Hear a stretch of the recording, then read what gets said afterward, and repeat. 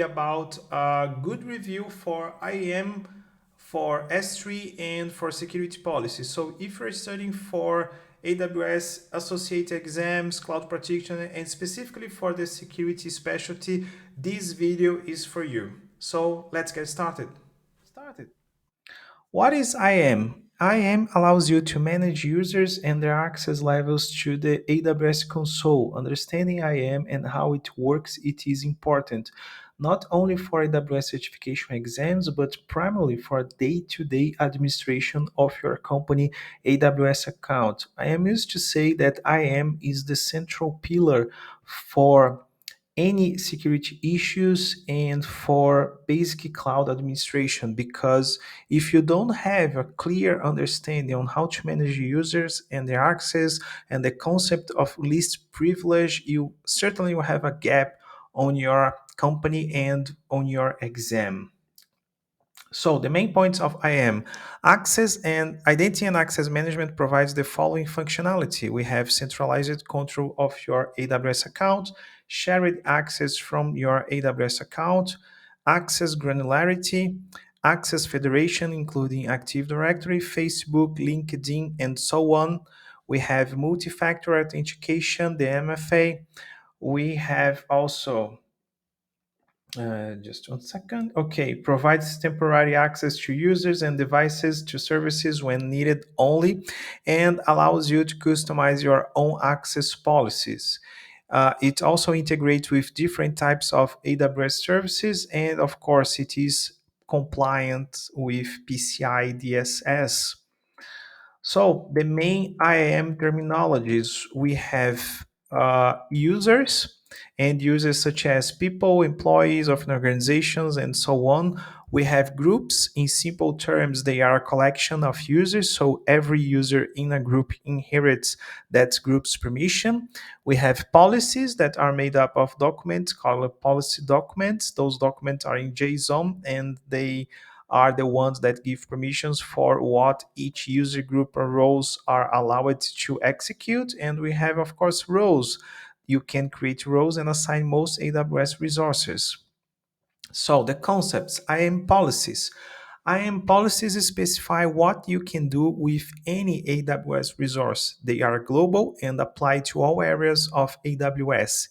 You can attach IAM policies to IAM users, groups, or roles. These users, groups, and roles are subject to the permissions defined in the policy. In other words, IAM policies define what a principal can do in your AWS environment.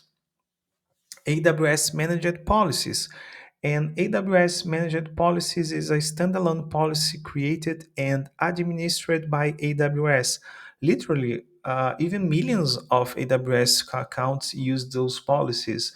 They are the same applied to multiple accounts, and of course, they can change. So be aware of that. It will not happen that, for example, you lose your access to your environment, but you need to pay attention because they are managed by AWS. So you can have, for example, some problem with some specific permissions. So you need to pay attention. But AWS managed policy is a good way to start defining your roles and defining the concept of least privilege for your environment. So we have also customer managed policies. They are independent policies that you administer in your own AWS account, which we refer to as customer managed policies. You can then attach the policies to various principals in your AWS account. By attaching a policy to a principal entity, you grant the entity the permissions defined in the policy. We also have inline policies. Inline policies are useful if you want to maintain a strict one-to-one relationship between a policy and the principal entity to which it is applied. For example, you want to make sure that permissions in a policy are not inadvertently assigned to a different principal than the one they are intended for. So you need to pay attention these three: AWS managed policies, customer managed policies, and inline policies. So let's start with S3 bucket policies. S3 bucket policy. So bucket policies are only attached to S3 bucket. Bucket policies specify which actions are allowed or denied on the bucket. These can be split at user level. So for example, Pedro can put but not lead, and Rafael can read but not put, etc. Bucket level only. So you can only use S3 bucket policies on the AWS S3. Use cases. You want a simple way to grant cross-account access to your S3 environment without using IAM roles. Your IAM policies hit the size limit, for example, up to 2 kilobytes for users, 5 for groups, and 10 for roles. S3 supports bucket level policies up to 20 kilobytes.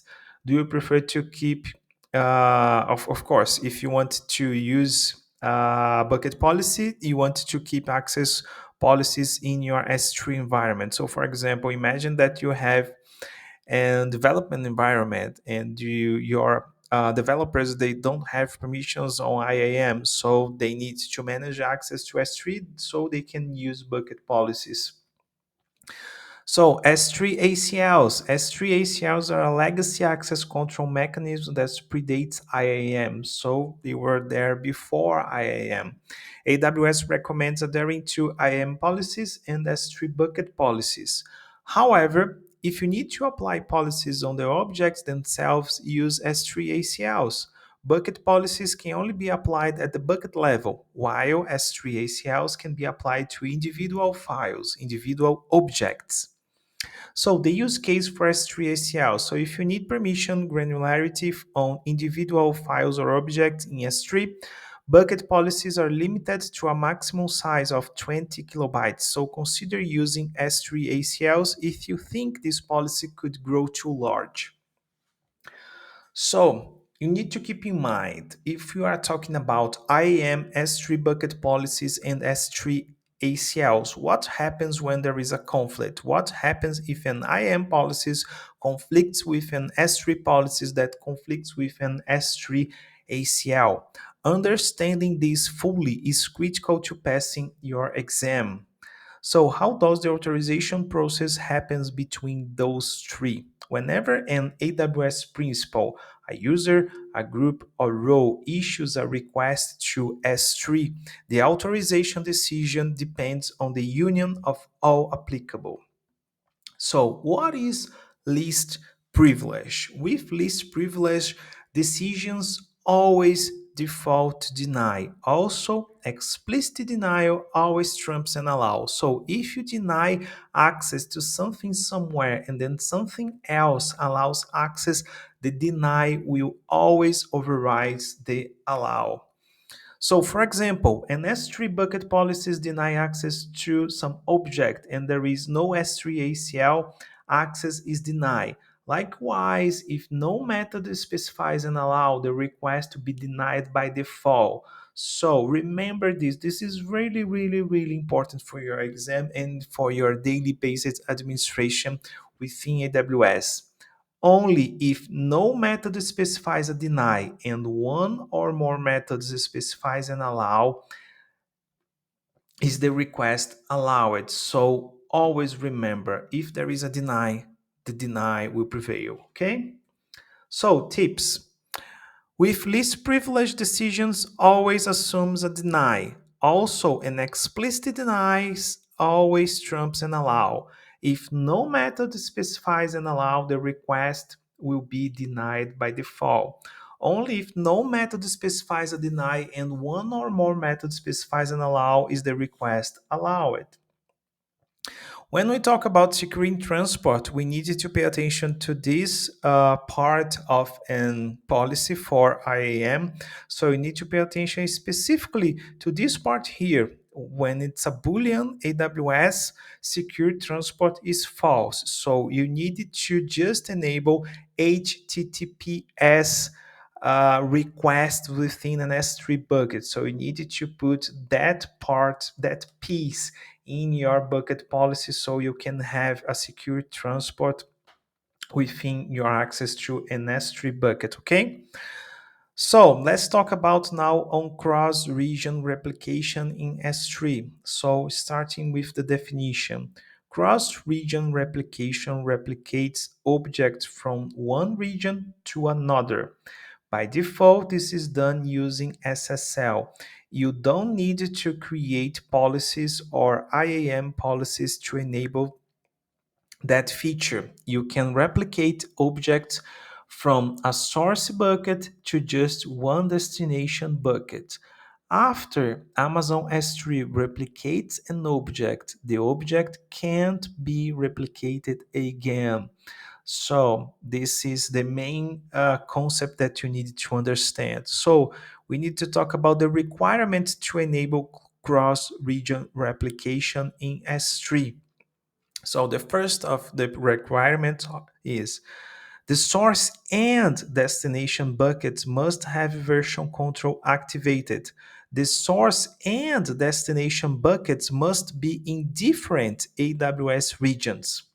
Amazon S3 must have permissions to replicate objects from that source bucket to the destination bucket.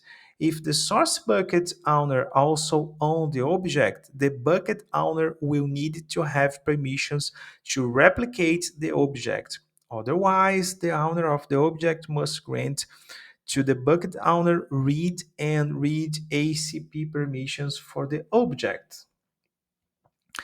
Cross-account replication across regions. So the IAM role must have permissions to replicate objects in the destination bucket. This is a mandatory thing. In replication configuration, you can optionally direct Amazon S3 to change ownership of the object replica to the AWS account that owns the destination. So this is really, really, really important. So a really important topic for your exam. What is actually replicated? Any new object created after adding replication configuration. In addition to objects encrypted, Amazon S3 replicates objects encrypted using keys managed by Amazon S3. Those are SSES3 or keys used with AWS KMS managed services, SSE KMS.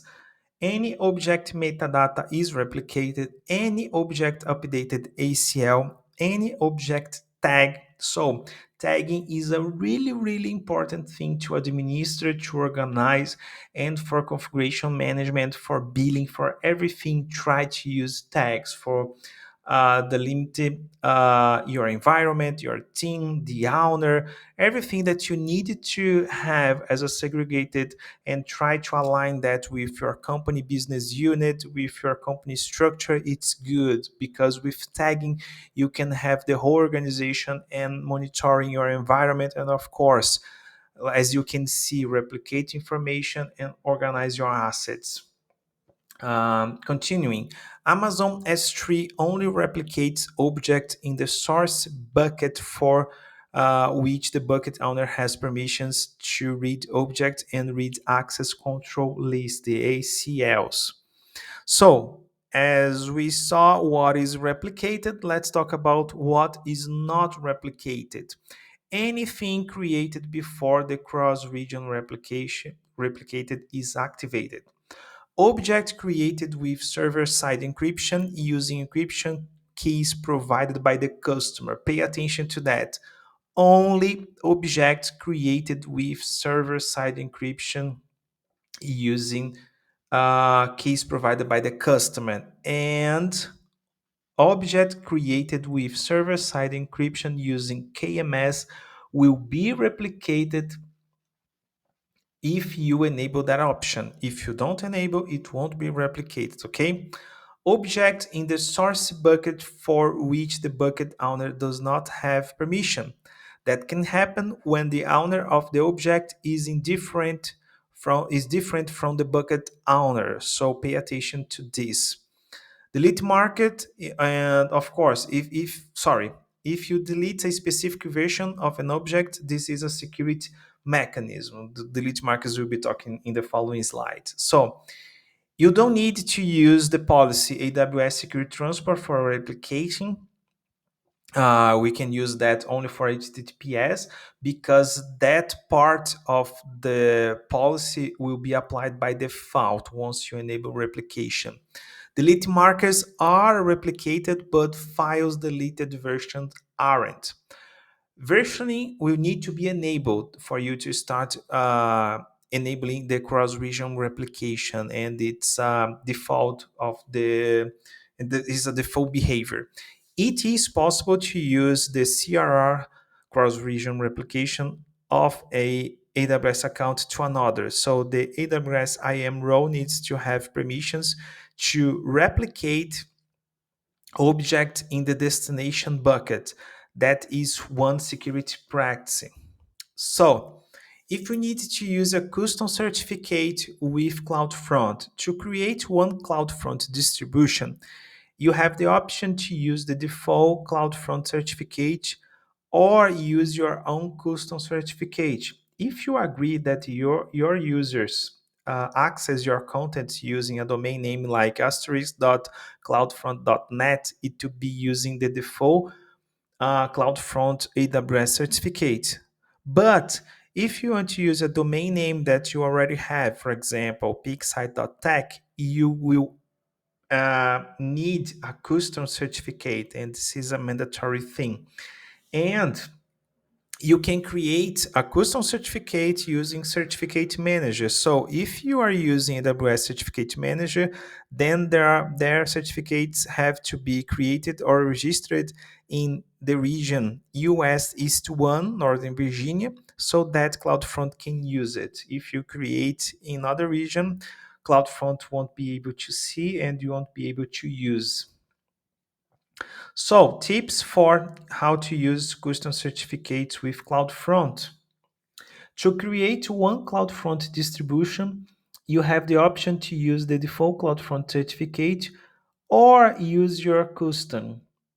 If you agree that your users can access your content using domain name like cloudfront.net, you can use the default without any problem. If you want to use a domain name that you already have, you can use pigsite.tech, for example. You need to buy or to import a custom certificate into your environment. So let's talk about using pre-signed URLs. To create a pre-signed URL, you must provide your security credentials and then specify a warehouse name like a bucket name, directory or something, object key, and HTTP method like put to upload object, and an expiration date and time.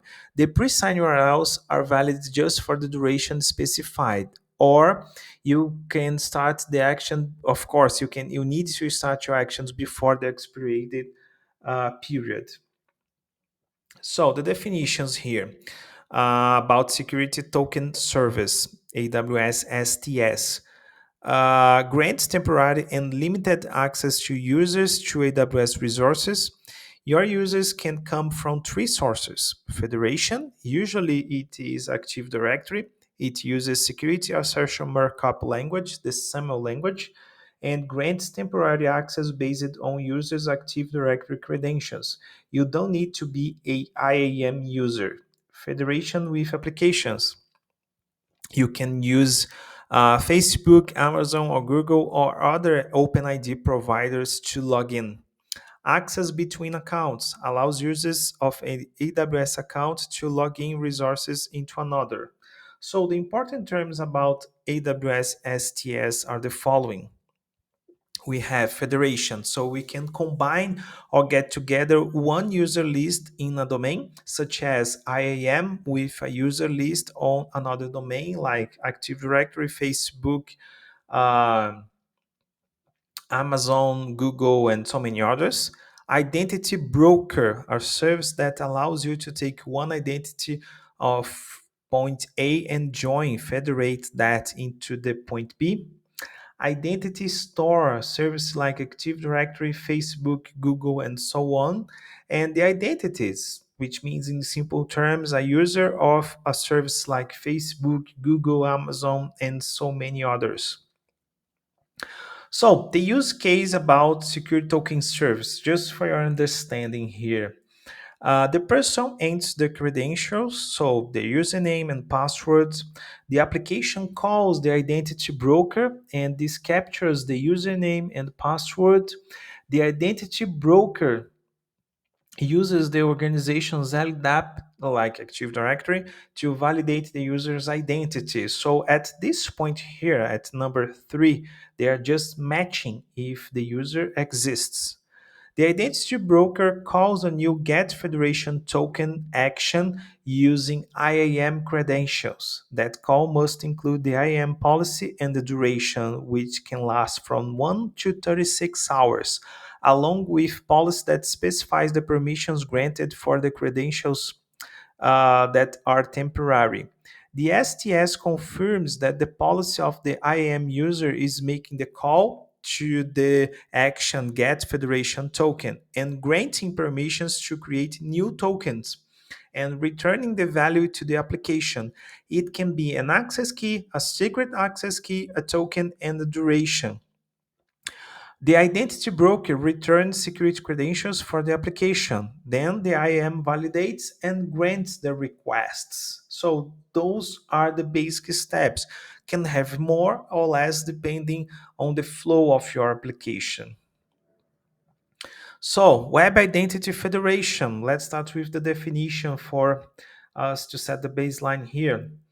Web Identity Federation allows you to provide to the users access to the AWS resources after they are successfully authenticated in an identity provider based on the web, such as Amazon, Facebook, or Google. After successful authentication, the users receive an authentication code from the Web ID provider, which can be exchanged per temporary AWS credentials. So, Amazon Cognito. Amazon Cognito provides Web Identity Federation with the following features: registration, sign up and login, sign in at their apps, access for guest users, act as an identity agent between your application and Web ID providers so that you do not need to write non-additional code that syncs data for various devices, and it's recommended for everyone with web apps. Amazon Cognito brokers between your application and Facebook or Google to provide temporary credentials that map to a IAM role, allowing access to the resources needed. No coding is needed on the Cognito side. It incorporates or stores AWS credentials locally on the device and offers to the users one perfect experience for all devices. So this is really, really important when we talk about security administration and infrastructure administration, because sometimes those roles, they do not have the development skills. So this is for you to be relaxed about. You don't need development skills to set up a Cognito authentication, okay? So the tips for Web Identity Federation. Federation allows the users to authenticate with a web identity provider like Google, Facebook, or Amazon. The user authenticates first with the web ID provider and receives an authentication token, which is exchanged per temporary credentials from AWS, allowing them to assume an IAM role. Cognito is an identity broker that handles the interaction between your applications and the web ID provider, so you don't need to write any code to make this. Also provides registration, login, and guest user access. So this is really important for you to have, for example, a guest access. So this also syncs user data to an experience perfect in all your devices. Cognito is the recommended approach by for AWS for Web ID Federation, especially for web applications.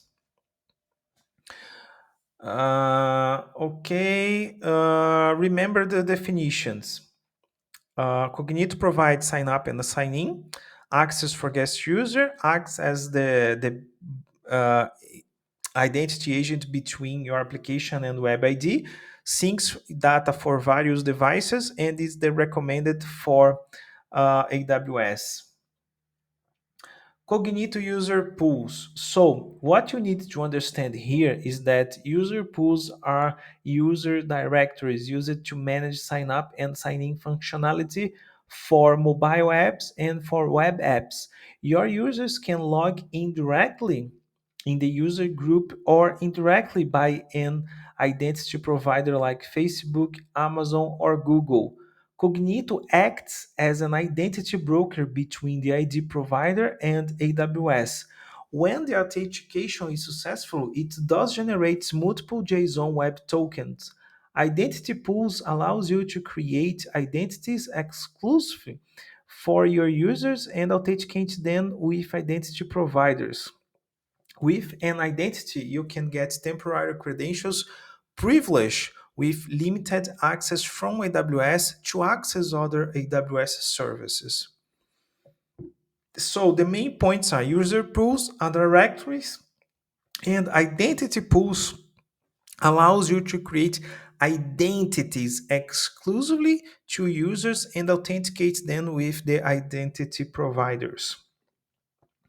So let's talk about the review of Glacier Vault Lock. This is certainly, you have 2 to 3 marks on this on your exam, and this is a really important concept that you need to have about and for your environment, for administration, for backups, and everything else. So remember that Glacier is an extremely low cost storage service for data archiving and long term backup. So you can store data by only 0.004 gigabytes per month.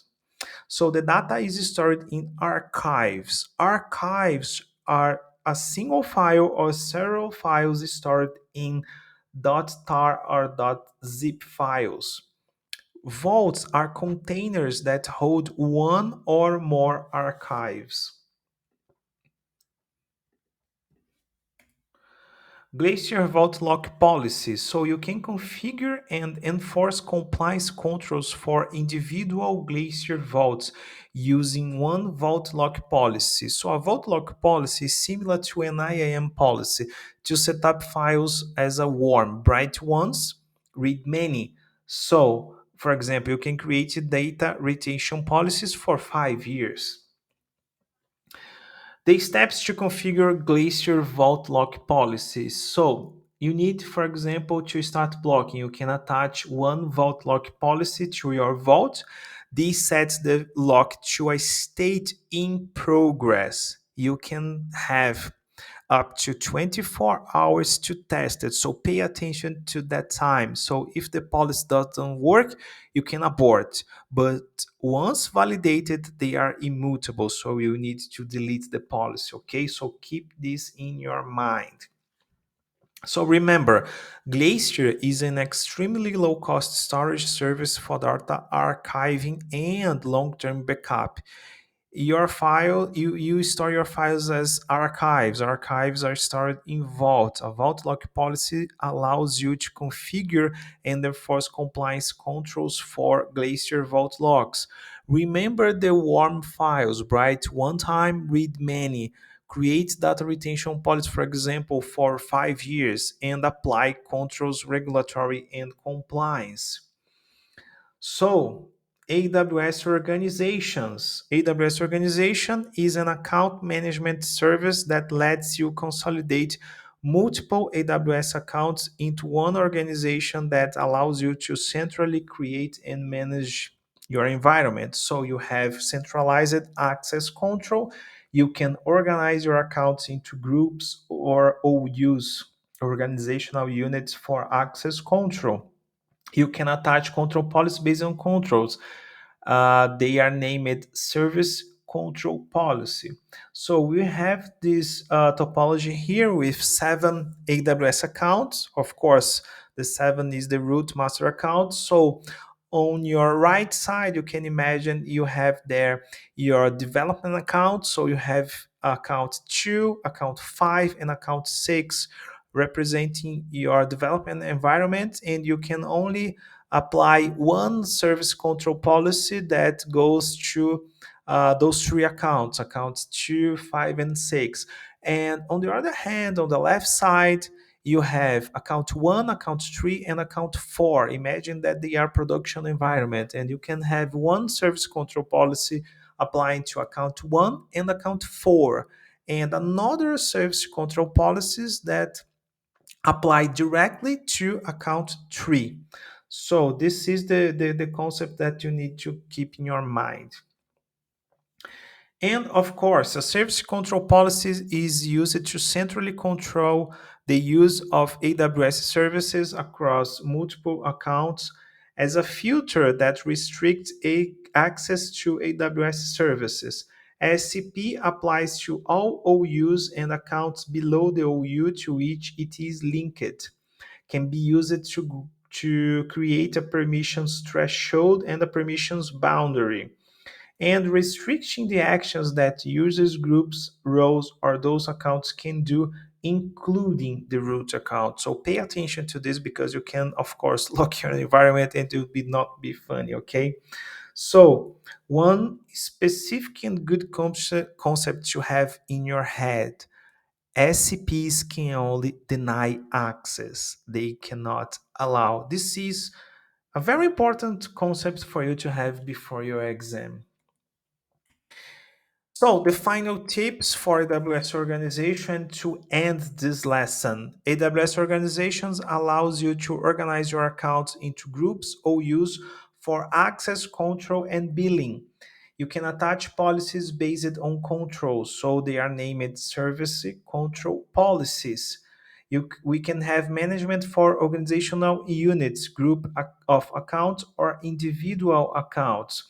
And SCPs allows you to create permissions boundary and restrict permissions for child accounts, including the root account. And the final tip that it's not there, it's really, really important. You can have a discount for AWS organizations. So enable if you have multiple accounts.